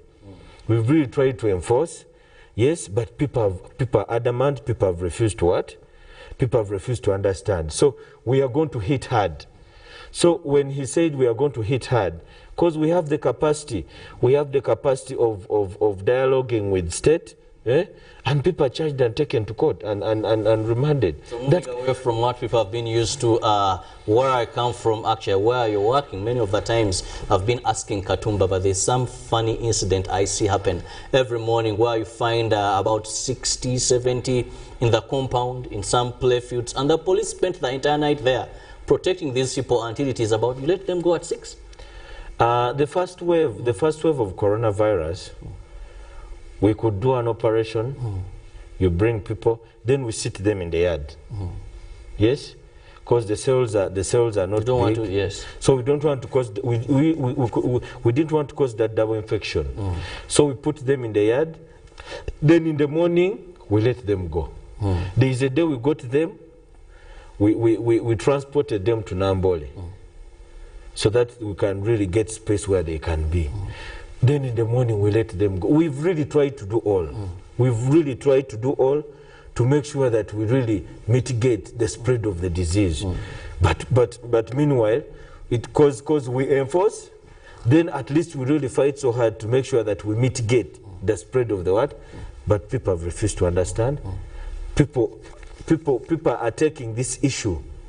There are people who are taking this issue on a political the political anger. You know, the challenge is one. We have people there. When you've not yet heard of a friend or a relative who has got sick, you will not know what we are fighting. But through our sensitization policies, trust me, we are going to make you understand that this disease has no cure, that the most appropriate way of fighting the disease is to make sure that you do the SOPs, period. Now, Katumba, this is a dilemma. Yes, you've said many people have not yet appreciated the fact that SOPs are a deterrent to the spread of COVID-19, and indeed, COVID is a serious disease. But when we look at, first, the fines are not out. Of course, we've seen a lot of some material moving around, but the fines are not yet out. And it seems you still have to stick to what you've been doing. So what is the way forward at such a time? The way forward apparently now, we shall not stop, we shall not get tired, we are going to continue sensitizing the public and telling them what they are supposed to do. Failure to do so, we are going to hit hard. We have begun hitting hard. What do you mean by hitting hard? Because I'm saying the usual drills, seemingly what you've been doing is what you're doing. Why I'm saying we are going to hit so hard, we are going to get these people and take them to court. Okay. And after taking them to court, we are going to follow their issues up to court, so that they are really remanded. Because we've been arresting them, you take them to court, but you don't follow. Yes? And we have the capacity of following a suspect to court. We have the capacity. OCCID has the capacity of following someone up to state. We shall follow them up to state, and they will be they will act as an example to the rest. We shall follow them up to state, and they will be remanded if they don't listen. Yes. That reminds me of the guys that were arrested at Level and Garage. For them, police followed to the latter. And as we speak, the 86 are either at Chitalia, if they are the male, and the female are at Chigo prison. So, forewarned, that makes you not to be a victim. But let's also look at another area that we feel is making this whole effort in the fight against COVID meaningless. This is the element of corruption. Yes, we know in corruption there is a giver, there is a receiver as well. But many recent were saying now a permit to moving is having a 20,000 note. You know, many will tell you, drink, Bonabasanga, give a 50, give a 5,000. Don't you think police here are not performing your duties right? Some elements in police, and this renders the whole fight useless or irrelevant. I will not wash out corruption. Corruption is there. But these are individual acts. Yes, we've really tried to come out on radios. We've really to come out as individual management at individual management level at police stations, because we have a management team at police at each and every division. We've really tried to come out and fight the vice by charging those errant police officers who are caught in acts of corruption. But just because sometimes we don't really come out to publicize and come on TV and say, we've done this and this and this. But we have police officers right now who are under disciplinary of acts of torture, acts of corruption, and other sorts of ways of crime. So we've really tried out. We are fighting, but we can. This is a war that we cannot fight alone. Yes. We need to jointly handle the issue of corruption with our brothers and sisters, the civilians. They need to give us information. If there is anything, by the way, technology these days is really so advanced. You have a phone.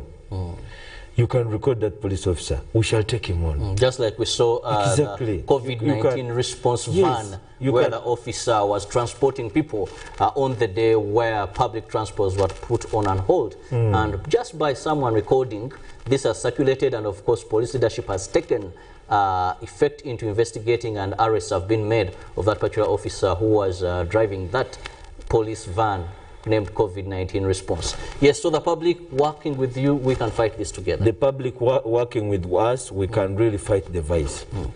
Then also let's look at manhandling, excessive force. We've had reports of this, much as we've also seen police officers even lose lives in the line of duty, but we've also seen people who've been manhandled, arms broken, and others nursing wounds.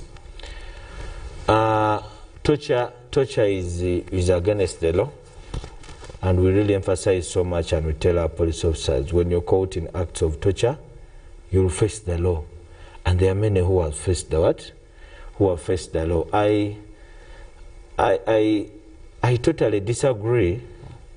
That video that was there, I totally disagreed with it. Yes, if someone has exposed high levels of unprofessionality, we are trained to see how to handle such people. Yes, he's a police officer. We are trained to see how to handle their acts. But you cannot 5 people. You cannot manhandle someone. You end up beating someone, and that was wrong. A fellow. That was wrong, because if it has happened on a police officer, yes, people would really see it bent that tomorrow if it happens on another person, it may be bad. So I condemn it. They were supposed to really show professionalism by arresting him well, disarming him. They are all elements. We have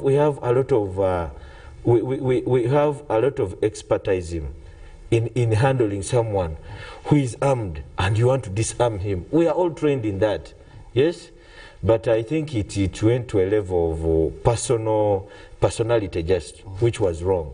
And we are trained that if you are really trying to fight crime, you should not go personal. Just use the professional skills and see that crime is mitigated or crime is stopped. So they were supposed to use those skills and see how to arrest that man and take him. Right now, I think he was taken. He was charged and is in cells. And we let's wait and see the proceedings in terms of disciplinary action for him. But he has a right. He has a right to report the same officers, yes, for torture. He has a right. He can report them for torture, and they will listen to him. We're still looking at enforcement of COVID-19 SOPs as we are in the 42 days of the lockdown, where many areas where people used to go and earn now cannot access them. And actually, if you try, that would be violation of the SOPs, and therefore you can face an arrest. With me is Nathan Katumba, who is the community liaison officer that is for Katwe under the Uganda Police Force. Katumba, we know people are indoors right now, many are not accessing. How are you carrying out sensitization? Because yesterday is something that really I think we should be more proactive. I meet these young men, they have left their home, they know they're not going to work because their shops are closed, but someone says, let me go and socialize with my colleagues. That shows that maybe they did not just get the meaning of why the shops were closed, so that we fight congestion. So where is the sensitization element away from just enforcing and coerciveness? Apparently, we've really tried to use media. Okay. We've gone in villages with LCs, and we've really tried to see that the message sinks. Why we are sensitizing them, why the shops were closed in town. Because if someone does not understand why the shop was closed in town, he knows he's not even going to earn a penny, but he still comes to socialize with colleagues. Exactly. When he comes to socialize with colleagues in town, when the shop has been closed, surely he has not understood why the shop has been has been closed. But as a department, we are there, and we have continued to sensitize these people on various TV stations, because right now, if they are being told to go back home, yes, and each and everyone is in his home, you're not going again to gather them and you tell them what COVID is, yes. So we are using social media. We are going out with our megaphones to the villages and sensitizing people on doors, yes, on fences, at the gates. That is what we are doing. So we are trying to really make sure that the message sinks in whatever capacity we are fighting so hard to make sure that they really understand what is on ground. Yes, apparently that is that. Message sinks so that people know why these guidelines are actually in place. This brings me to another issue that is usually raised by the public when we talk about curfew as one of the methods in fighting the spread of COVID-19. People always ask, where is the relevancy? Where is the relationship between COVID and the night hours from 7 onwards? Because people must really understand why this and how does it help. Now, if the working hours are reduced, and people are not so much out, yes, you can mitigate the disease. Because the time that people spend out, yes, when they have a prolonged time of staying out, like those night hours, we know what night hours are.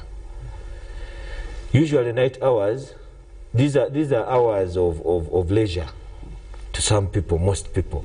These are hours of leisure, yes? So in these hours of leisure, it is very easy to contract the disease. That is why you see these drunkards, we get them at night. It is very hard to get a bar during the day when people are there. You'll get them at night. And in that process of night, it is hard for someone to really work work out the methods of seeing to it that it fights the disease. Usually at night, people at leisure, yes, people are there, they don't care. They cannot care about their lives, yes? So at the end of the day, it is very easy for this virus to move. So what we do, we use a method of at least inconveniencing them so that they go home early. So in the process of inconveniencing them that they go home early, we are mitigating a lot of things, yes? We're even mitigating the level of risk in terms of crime, yes? Because usually when people go home early, it is hard to attack them on the road, and we put our police officers on the road so that they help them go in their houses. And we really fight a lot of crime, yes, like phone snatching, what, in that process. So when they go, we really fight a lot of things, plus the pandemic itself. That is the reason why I think a curfew, that is why I think through the wisdom of the president, he had to put curfew. Because of whatever I've said. Let's now dive into these operations. I know you come from an area where there are a couple of them. We see and we know it's constitutional that police can call upon other sister agencies to help them in enforcing the law.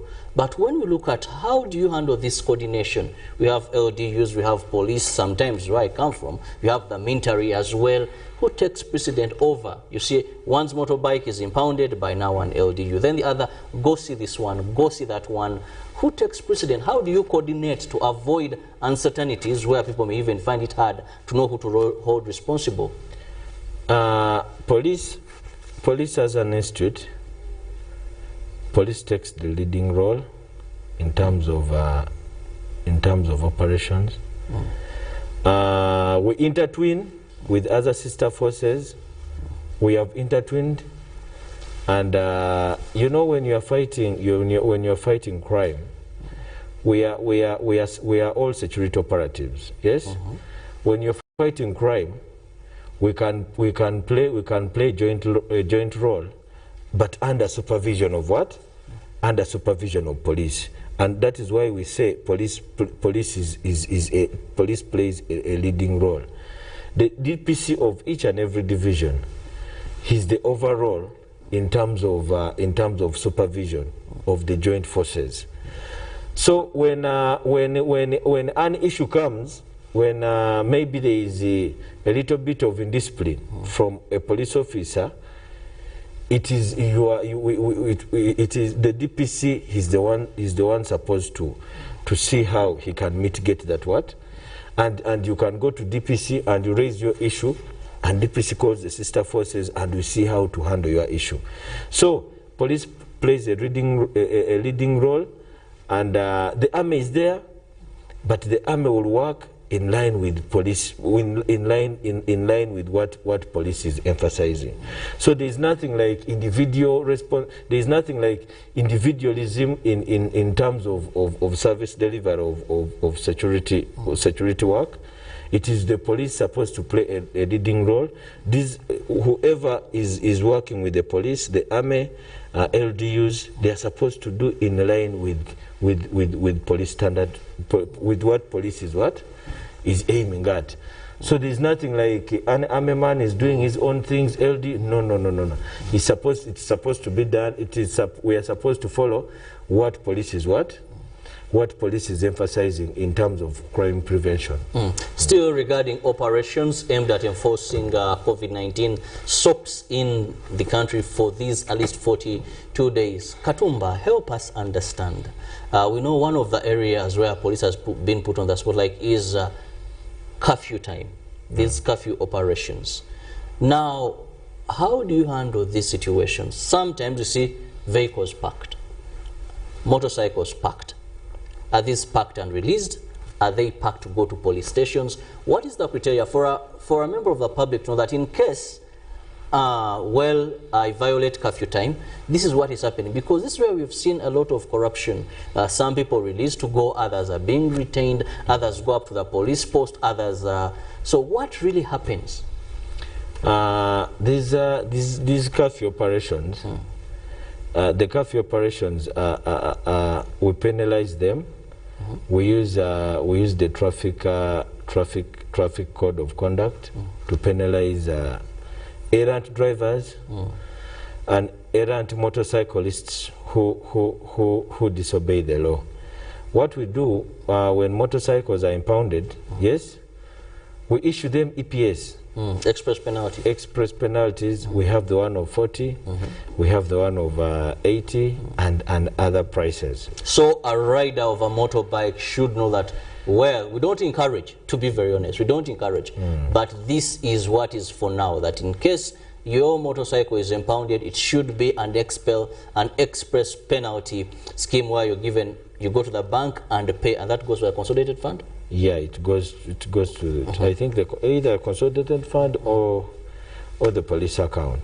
Okay, now we move. That also applies to vehicles. That also applies to vehicles. For vehicles, you might have express penalty, which is a bit hiked in in payments, like 200,000. Yes, but so when you're errant, that is what we can do. That is what we can do. We can give you that express penalty to show you that you've driven at the wrong hour. Because when the president comes out and says all vehicles are supposed to stop at a specific hour, it becomes the law. Yes? So when you are caught out of the law, yes, you're going to be penalized, yes, and either caution, it can be at the disgrace of the OC traffic. Katumba. Yes, it can be at the disgrace of the OC traffic. That one, I'm going to emphasize it so much. There are people who come out with justifiable reasons. Okay. And he's given his motorcycle, he's given his vehicle, and he goes. We have impounded people's motorcycles where the police officer on ground has not listened, yes? When he has not listened, he brings the motorcycle. When he reaches the station, he gets either the DPC or the OC traffic or who. When we really try to listen to an individual, he really gives us justifiable reasons why he was riding at that hour. We have released many, but they are not going to come out and tell you. We have released many who come and says, I had taken my mom to the hospital, she was battle off, even evidences. Yeah, someone saw you medical what? The problem with our boys out there, they don't listen sometimes. And we've really tried to emphasize we've really tried to tell them to listen to people so that they can see how to help people sometimes. But for them, sometimes they don't listen. So when an officer has not listened to you, I request the public, you become, there is an officer, there is a DPC, there is an OC station, there is who for us in police, we take that a commander understands more than his junior, yes? Because a commander is the one who's going to reason an individual. So you come to DPC, you come to any division, and you explain yourself. People have been given, cautioned, and they have gone away. And even in our returns, in our motorcycle returns, you have the ones of EPS, then you have the ones that these ones were cautioned and they went. And and everything goes on as well as it is. Still on the COVID-19 SOPs enforcement operations, Katumba, we've had incidents. We first had one in Machindia, that is Katwe, where a police officer was stabbed, and also a bystander who came to help was also stabbed, and that guy is in police cells. But recently we also saw an incident in Kabalagala where Police Constable Okwiri actually was run over by a vehicle as it tried to enforce COVID-19 guidelines regarding curfew. This time around, we are seeing a lot of these incidents. Ginger Road, an officer was still knocked. We saw another in Entebbe who was also stabbed. This time around, what is not, how are you protecting yourselves? Are you so much putting yourself in harm's way? Are you not being more considerate? We are seeing these incidents almost. We saw what happened in Kabarole, where one trying to cross over was shot. That is also by security operatives. What is not working out right? This is so unfortunate because as police we are supposed to enforce the law, and we enforce the law. We enforce the law in the public. So when you come out when you come out and you face the police officer, knock him, it is really so unfortunate. and these are acts of criminality. I have to emphasize that. The truth is, police as us, police, we work in the public, and we do risk what? We do risk jobs. Yes, it is a risk job. Enforcing the law is risk. It is risk. Yes, but we all know that we cannot avoid risk. Yes, risk is part of us, and it is part of our job. That incident of PC Owili, yes, he was trying to stop the vehicle, and the driver, I think, overran. Or the driver, I think, the driver was not willing to stop. Yes, so in the process, the other motorcycle was coming, and the vehicle ran into him, which was so unfortunate. But these incidents happen. Yes, we've really tried to talk to our police officers. We've really tried to talk to them that if you see a situation that is going to overcome your life, yes, please evacuate yourself so fast. We've tried to talk to them, and there are many who have really survived in what? Who have really survived and because of such incidents, yes. But these other ones that are happening are timely, and it is so unfortunate.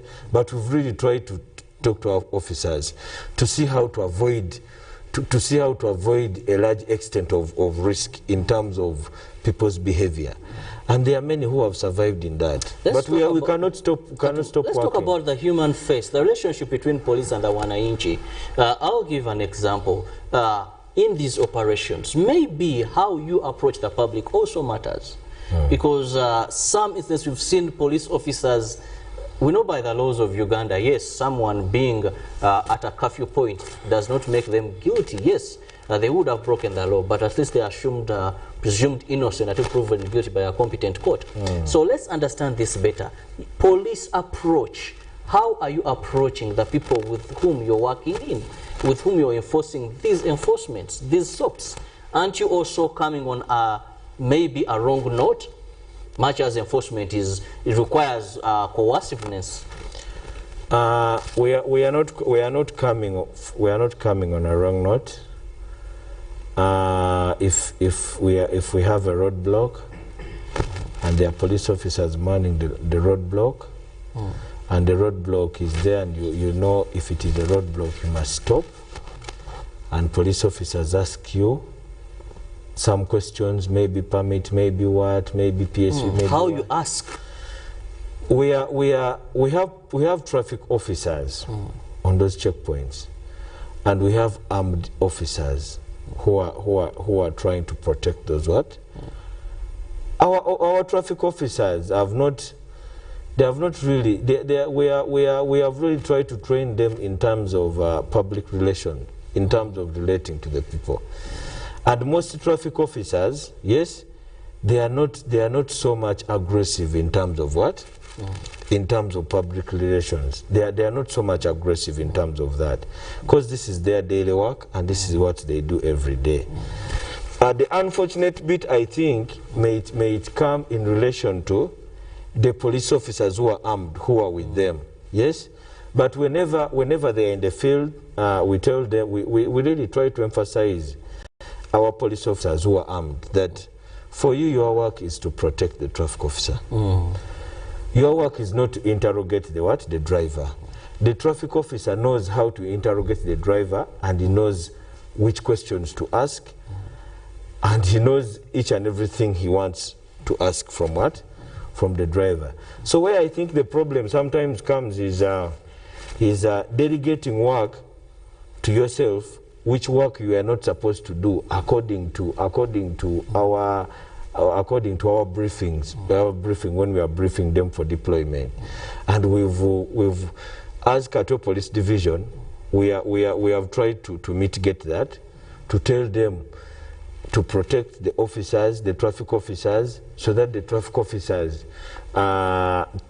officers conference with these drivers and see the way forward. That is what we have done as Katwe, but I'm sure even other divisions are doing the same.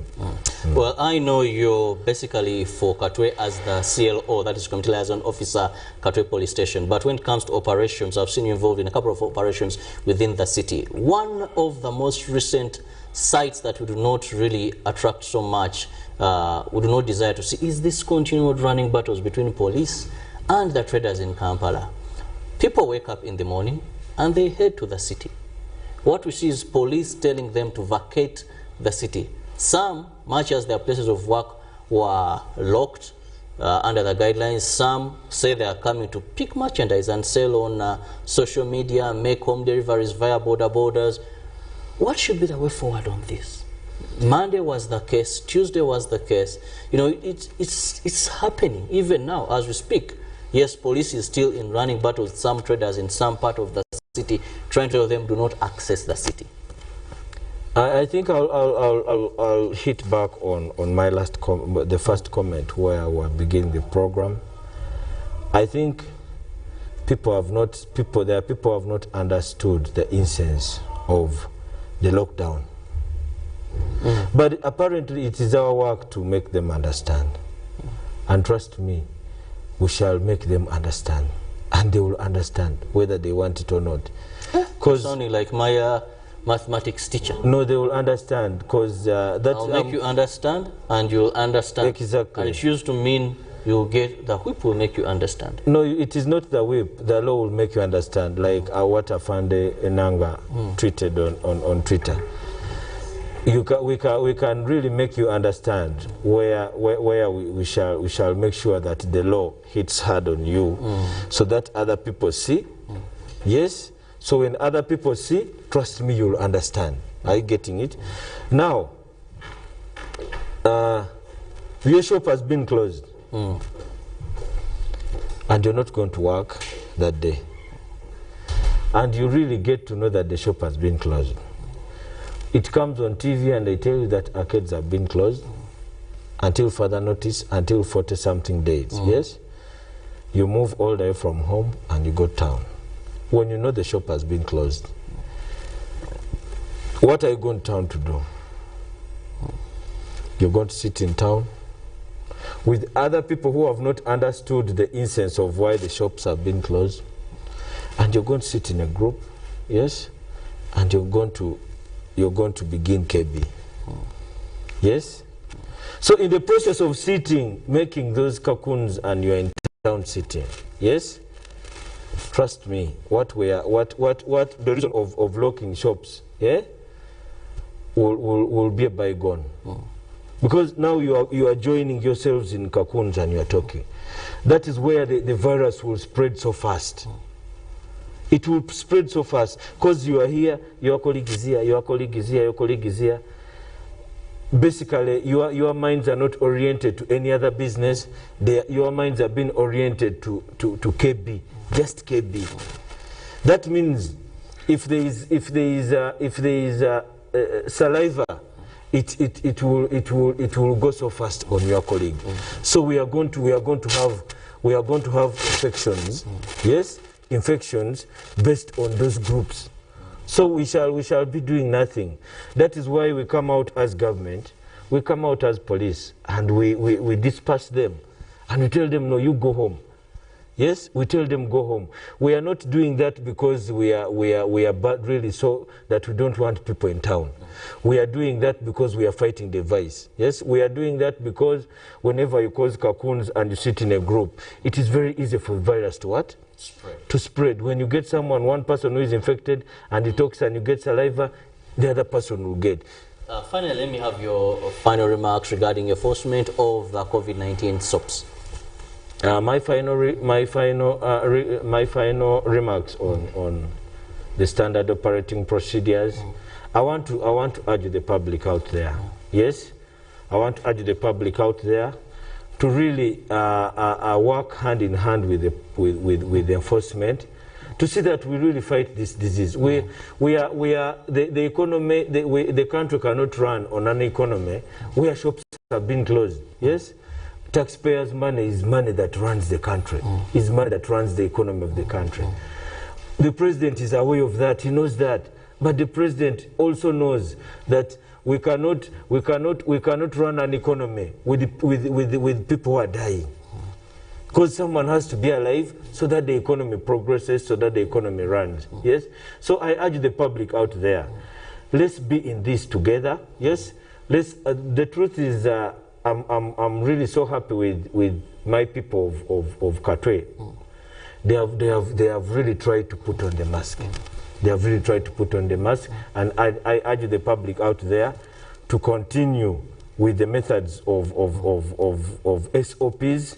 So that we can tomorrow shops can be closed and we work normal. Thank you. Well, I want to thank you so much. That is Afande Nathan Katumba, Community Liaisons Officer from Katwe Police Station. One wise man once said, being disciplined is doing the right thing even when there is nobody to supervise you or hold you accountable. Let's perfect the SOPs that are aimed at ensuring they protect our lives. Together we can flatten the curve. I'll leave you with Ruben Pima, Kasera, Chividango, the sportsman, to take you through sports updates. Have a lovely day. Then Jagana will come with Good Morning Uganda Extra. Till tomorrow, God willing, God bless you. Stay safe.